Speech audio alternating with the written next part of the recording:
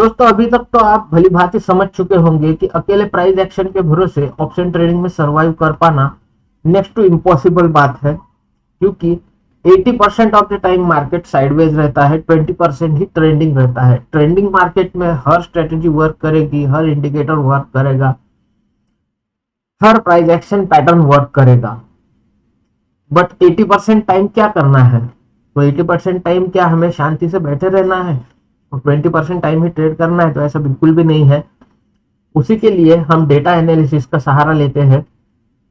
लेकिन क्या data analysis सिर्फ एक पुट कॉल रेशो को एनालाइज करके क्या हम ये बोल सकते हैं कि हमने डेटा एनालिसिस कर लिया है या सीख लिया है? तो बिल्कुल नहीं।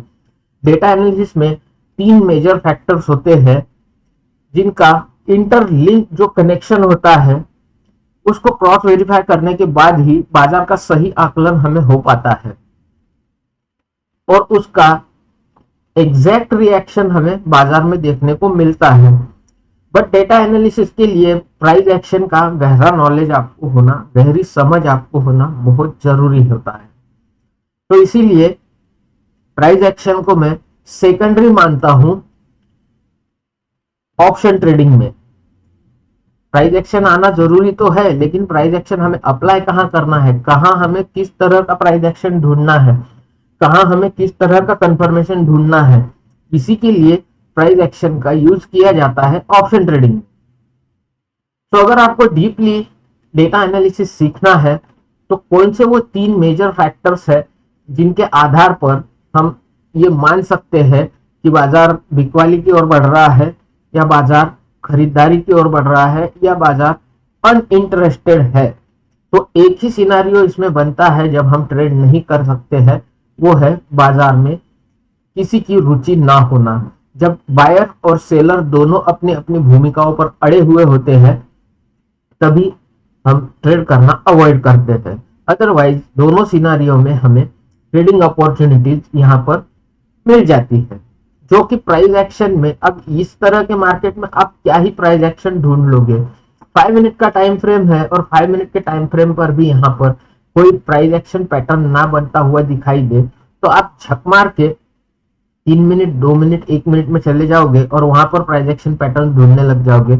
और वो टाइम फ्रेम इतना ज्यादा वोलेटाइल टाइम फ्रेम होता है कि वहां पर पैटर्न तो बनते हैं लेकिन वहां पर स्टॉप लॉस इतने हिट हो जाते हैं कि आप वो अफोर्ड नहीं कर पाओगे, क्योंकि ऑप्शन में आपको पता है स्टॉप लॉस छोटे छोटे भी आप अगर लेंगे तो ज्यादा स्टॉप लॉस अगर आपके हिट हो जाएंगे तो वैसे भी आपका साइकोलॉजी वहां पर हिट हो जाएगा और आगे के लिए आप उतने सक्षम नहीं रह पाओगे आगे के ट्रेड्स करने के लिए। फिर आप ओवर ट्रेडिंग की तरफ जाओगे, ओवर ट्रेडिंग से फ्रस्ट्रेशन की तरफ जाओगे और ऐसे कर करके जो एक बहुत ज्यादा वर्स्ट सिनारियो होता है, मैं उसकी चर्चा भी नहीं करना चाहता, बहुत से लोगों ने उसका अनुभव किया होगा।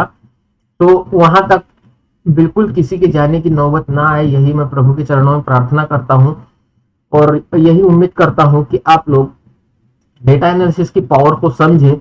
बहुत से वीडियोस मैंने बनाए हैं जिसके आधार पर मैं डेली ट्रेड आइडेंटिफाई करता हूं और मेरा लाइव एनालिसिस में हमेशा शेयर करते रहता हूं। चैनल पर जाइए, चैनल पर आपको प्लेलिस्ट मिल जाएगी,